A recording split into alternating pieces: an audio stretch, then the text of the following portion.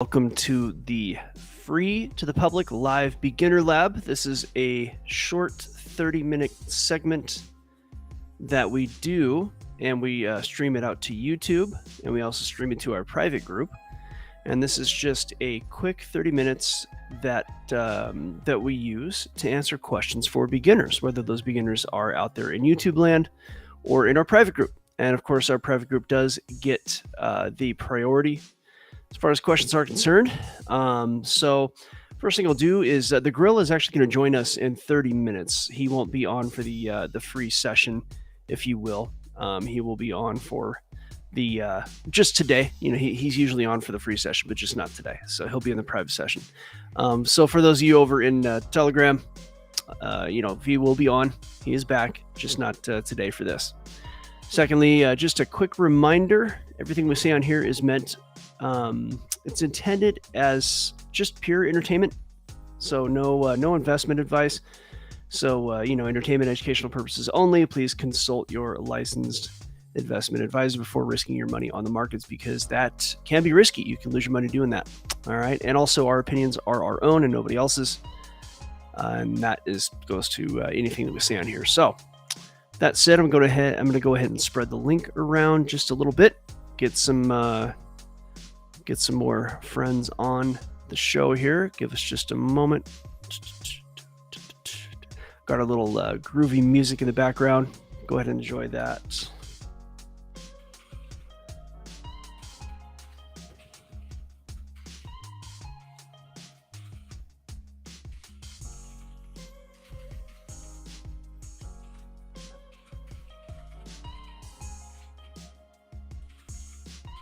Inner lab. Okay. So we have a busy week this week. We have CPI tomorrow. Let's go ahead. I'm going to bust out the calendar here so we can see this on the screen. Give me a moment to screen share. Got this groovy background music. Going to turn it down just a tad. Just a hair. And let's take a look at the calendar. Yeah, Valley, it's pretty chill music, no doubt. It's good stuff. So we are looking at the calendar, okay? And today is pretty uneventful, but the market's probably going to be really slow. I won't be trading today. I'm expecting most everything to range. We can take a look at that if you like. But we have tomorrow 8:30 EST CPI, and all the data is coming out at the same time as it usually does. You have the M over M, which is a month-over-month measure, so it's comparing this month to last month. There is expected to be a slight increase, it appears. Let me see. Yeah, so 0.2%, inflation 4.1% year over year is what's expected, and core CPI is 0.4%. month over month. Now, core CPI is, I believe, the measure of all of the, let me see, it says it right here, changing the price of goods and services purchased by consumers excluding food and energy. Okay, so that's what CPI is. So core CPI takes that measurement out. Interesting, if the CPI is expected to be a 0.2% month over month, while core is expected to be 0.4%, that's an interesting indicator if you think about it, because the key input for prices is going to be energy. Energy is required to transport and produce everything. So if the energy inflation is actually if the number including energy, which is the CPI, is expected to have a lower month over month gain as compared to the core CPI, well, then that's indicating that the price of fuel and food is actually going down and everything else is still going up. I'd be willing to guess that since fuel especially is a leading indicator, then that must mean that the core CPI is a lagging number, and that might be clues that the overall prices are going to go down. And of course, you got to believe the numbers for that to be true. We know that these numbers can be a bit fudged. Tomorrow, also at 10 a.m. EST, we have Bank of England Governor Bailey speaks, which is, I don't know, arguably the second most important central bank out there in the West, anyway, and in the current financial realm, certainly. So that's going to probably push markets around, especially if you are dealing with the pound. Wednesday at 2 a.m. 2 a.m. EST. That's the European Open. The GDP for UK also hits, and then the big day, the biggest day of data probably for the entire month is going to be Wednesday. Tuesday, the CPI is the hot ticket right now. Inflation. If inflation comes out, well, at least if we're told that the inflation is higher than normal, then rate hikes will probably continue, or at least higher than expected. So if the number comes out higher than 0.2 on the CPI, or say any of these numbers a little higher than that, then the chances that we're going to see rate hikes, and we're going to see, although it doesn't seem like the rate hikes are really affecting the market right now, the actual equities market is continuing to move up. Now, equity market S&P is not a good bellwether for the economy. That's just the S&P. So, does your average person out there hold a lot of money in the S&P? I doubt that. Seriously. Not everybody has a 401k. So we got a couple people talking in the chat here real quick. Yeah, Gigi. I think it's Gigi, right? Not Gigi. Got to be Gigi, I assume. Good morning, everyone. Good morning to you. Yeah, the big girl is going to be back. And again, the girl is going to be on in about 22 minutes when we go into the private session. So we'll have him back today. And then, of course, we got Valley also in the YouTube chat, VM. Love to see people talking in the YouTube chat. We got a couple of people on there. Obviously, this is a new show, so you're not going to see a whole ton of people yet.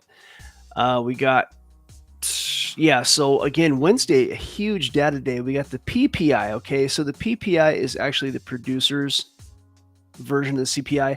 So it's a change in the price of finished goods and services sold by producers, excluding food and energy. That's the PPI. Obviously, the core, they don't have a core PPI.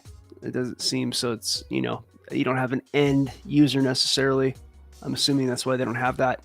Oh no, I lied. There is core. We just talked about it. So there it is.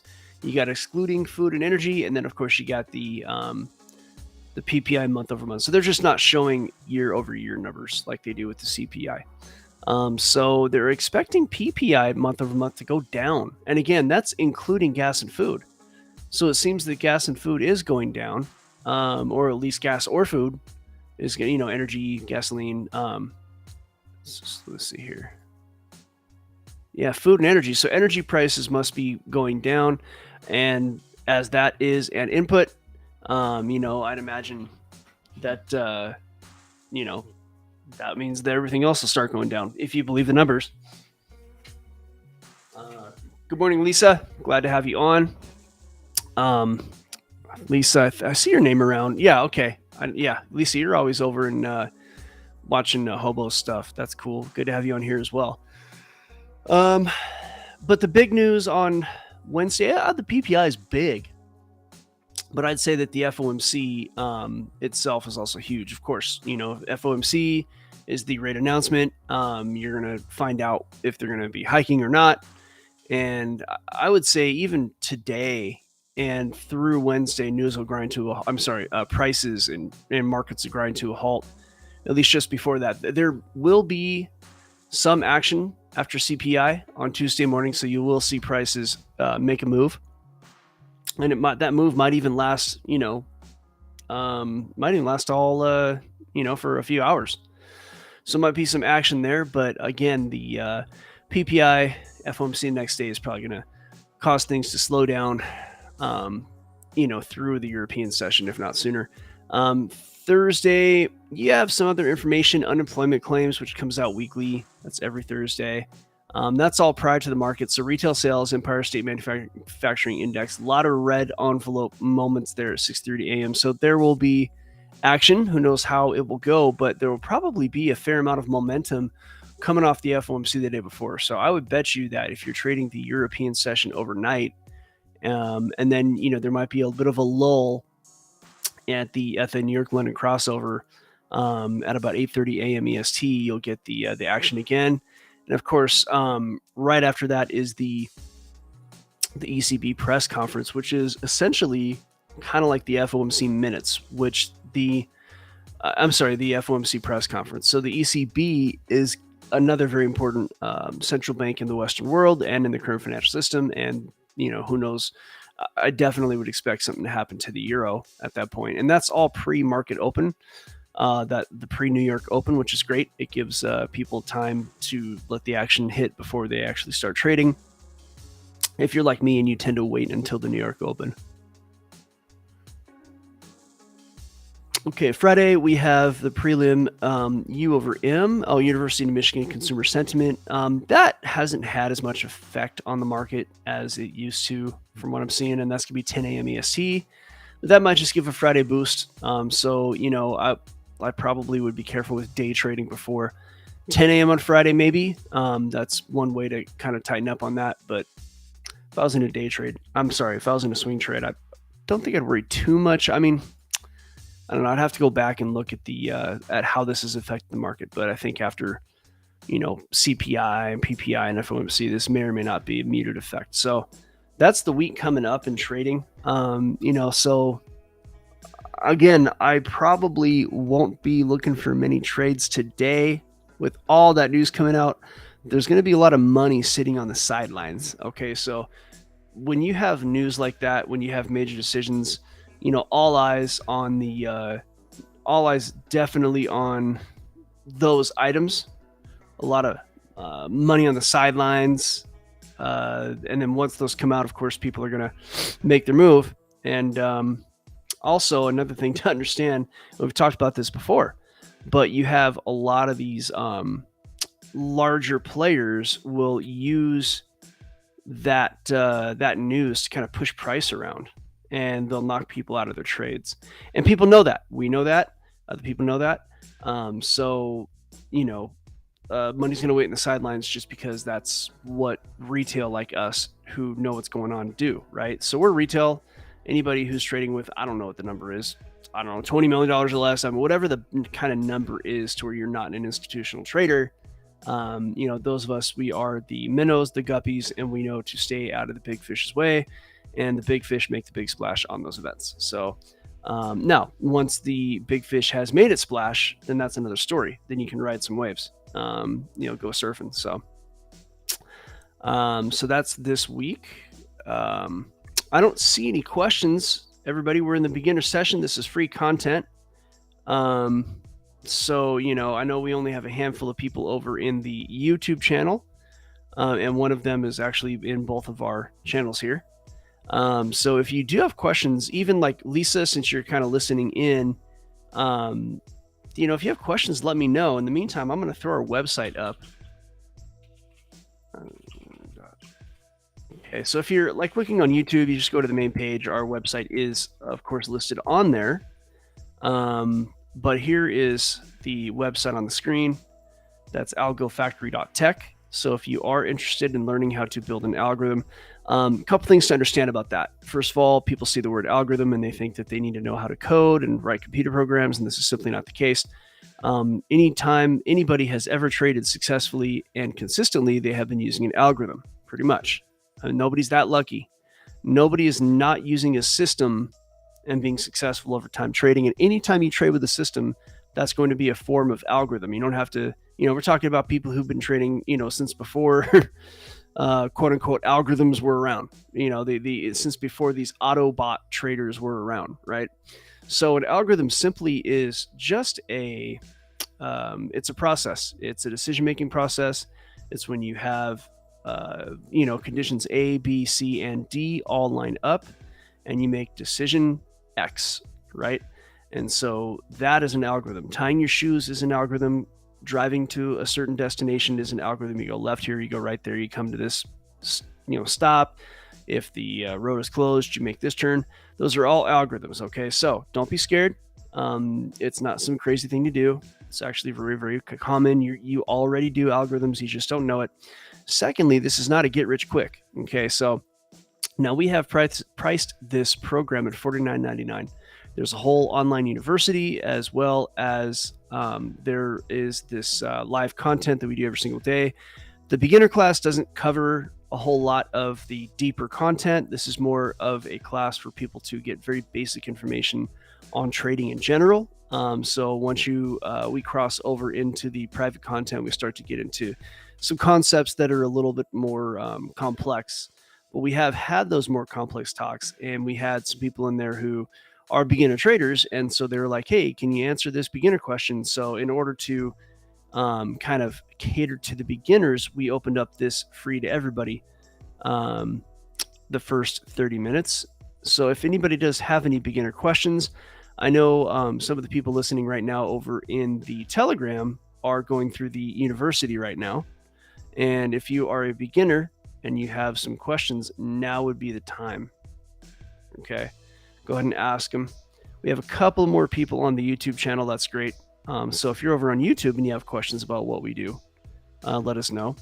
So a little bit more about the pricing. We cannot afford to keep the price at $49.99. Okay, now those who already are with us at $49.99, you get to keep that price for this tier of service. So that price is never going to change for you. And for anybody who gets in with us at $49.99, that price will remain right there. Okay, for this tier of service. So you'll be grandfathered in. Okay, so hop in before we change the price. Don't know when that's going to happen. Probably not this month, but maybe next. It's hard to say. Just depends on what happens with our operating cost. Summertime is pretty slow when it comes to trading. You get a lot of low volume, low volatility. So what you're going to see is a lot of ranging action. So I don't quite see any questions yet. Thank you, Valley Girl VM, for saying that. I'm glad you like the VM's just saying she gets a lot of value out of the teaching videos. And I did spend a lot of time putting those together. So I appreciate the compliment there. Looking at right now, just gonna start going through the charts since we don't have any questions. Bitcoin. So what I expect to see here. Yeah, Hobo, that's kind of true. Yeah, that's the thing. Hobo, you got to change that up. You got to figure something new out. I mean, it's all algos, but you want to develop a new algo for that. So what we're seeing here with Bitcoin, all right, there's a couple of levels of support, right, where Bitcoin has, just some real simple levels that we're looking at with Bitcoin, right? You have this top here, which was at 31,000.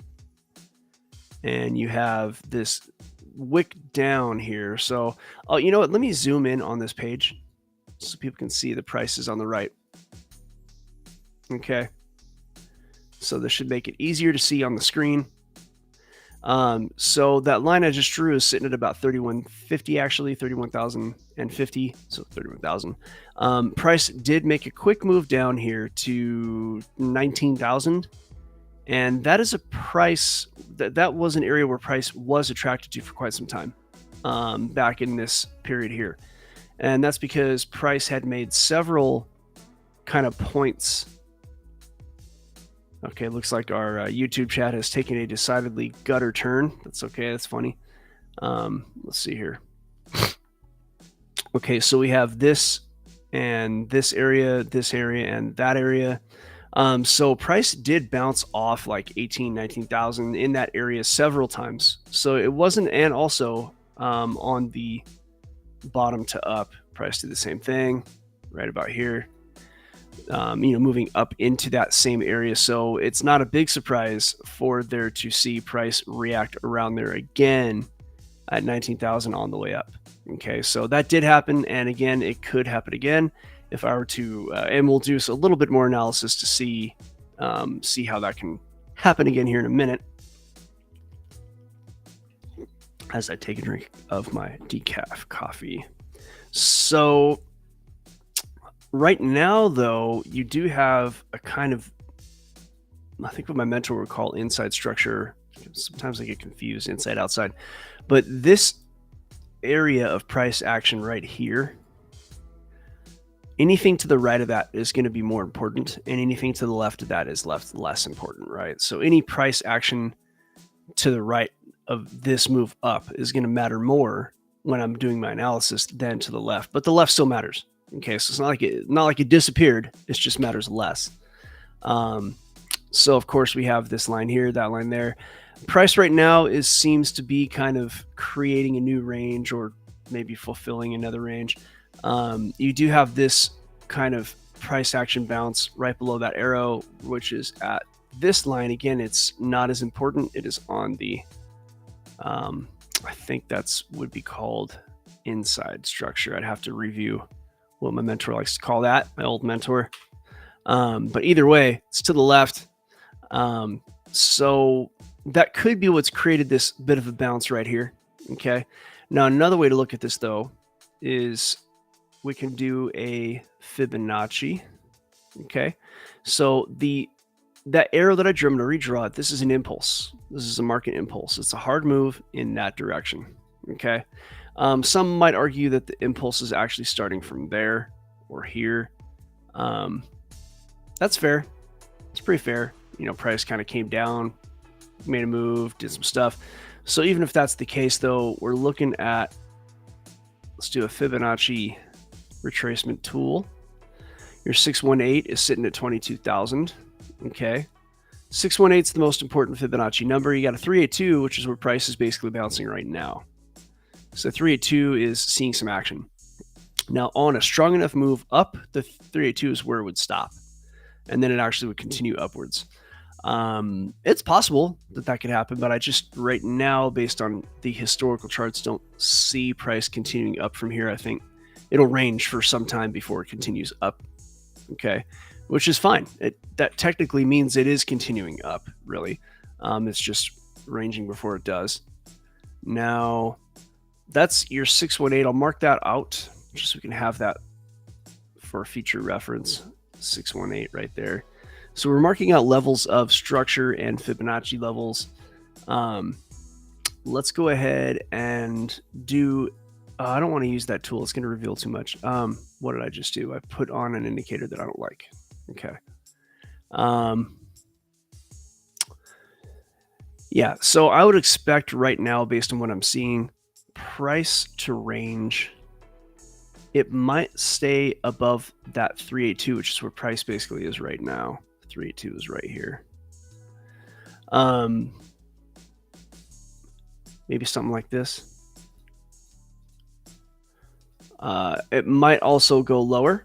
You might see price at some point, whether it's now or later, but dip down into this range, or just kind of create a whole new range here. And I think it's going to stay like this, maybe even go down to the 20 mark. We can take a look at the Kingfisher to see where the liquidity is. We'll see if I get a free deal here. We'll do our little spin. Get Vanna White over here. Got to spin again, and I'm probably going to lose this one. Yep. Okay, so let's go ahead and get a new liquidity map read. Okay, there is some liquidity sitting at the 27.2, and that's closer to price than anything else. Okay, so right up here, you've got a lot of liquidity up here. These are stop losses or liquidations, actually. People who went short, and their liquidation point is way up here, and there's a peak of them sitting in about 27,300. So if we go to our chart here and delete all of our fun stuff, okay, 27,300 is sitting right. It's pretty close to price. So it wouldn't surprise me to see if in the very, very short term, price to kind of make its way right up here. And that would create a bounce that would at least create a potential for there to be a range up in this area, right? And what we've noticed is that as price has dipped down, that kind of higher 27, 28,000, there becomes liquidity that gets built there. So price keeps going on up to catch that and going on up to catch that. So as long as when people go short, or as long as when price goes down, people continue to go short, with their liquidations up at that 27,300, right? And these are people who are trading on leveraged exchanges. And again, if you're new, I wouldn't go trading leverage unless I really did some studying and knew what was going on and tried it like without real money for a while. And, that's a whole nother game. But what that does indicate is that until people get tired of getting liquidated and while people continue to go short and put those trades there, then price is probably just going to range between, say, anywhere from like 26 to 28, maybe even a little bit lower. But it wouldn't surprise me just to see price kind of hang out up here for a while, in this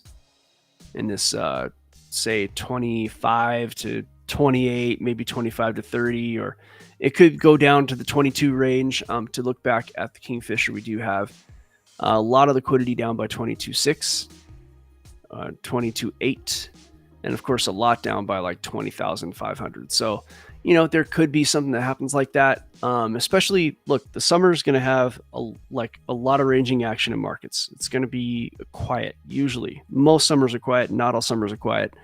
August is usually the big quiet.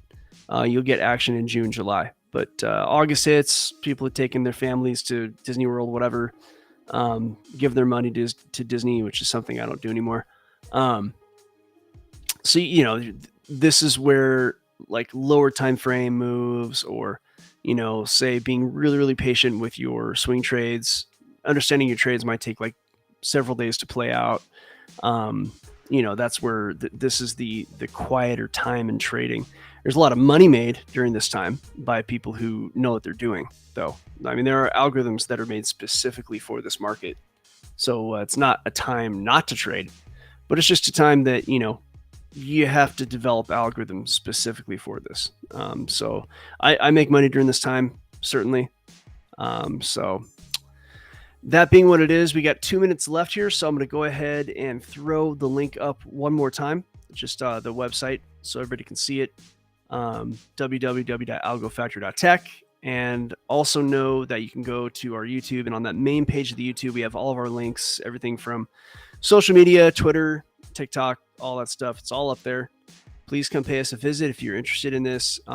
This whole thing is a really great way to learn something new. Look, we got a couple years, maybe, hard to say how long, before there are some very big changes that happen. And it's unknown what will be the catalyst for that change economically. But 2025, there are a lot of interesting things that can happen around that time. And until said time, and even during that time, it might be a great idea to have a new exploit, a new way to make money. And for me, and for a long time, it has been trading. So that, I can't get fired from that. And as I say before, if things go really bad, trading goes really well. Usually there's a lot of money to be made, especially in currency markets. A lot of people think, oh, well, stocks are going down or whatever. How can I make money? Well, our algorithms do work on stocks. Our algorithms work on anything. It's whatever you tailor your algorithm to. Now, I concentrate on the Forex market and on cryptocurrencies because that's just where my specialty is. I have and will do small cap stocks, but when things go down, unless you understand how to short stocks, then that can be, like not as active of a place to trade. So you're doing cryptocurrencies. If that's the case, then, you can short those, you can long those, especially in Forex, or if you have the kind of setup where you can trade crypto derivatives, if you are trained in that, and if you have the legal setup that allows you to do that. I know some areas, I think like New York, won't allow for certain exchanges like that. So you got to look at your jurisdiction and make sure that you're, following whatever rules you're supposed to follow. So that being said, we are at the end of the beginner channel. Good to have some new people. Of course, Hobo is always good to see you on here. Lisa, thank you for coming. Oh yeah, Danny, thanks for the compliment on that. And I do agree. Yeah, for them for $49.99, that's amazing money. Yeah, look, the next comparable service charges like $300. The one any service that I know of that does what we do is going to be at least $300 a month. And we're doing this just because we want to get some people in that want to give us a chance early on. So we're going to hop off here. Thank you all for checking us out. Go take a look at the website. We got a lot of videos and clips up on YouTube, so you can check that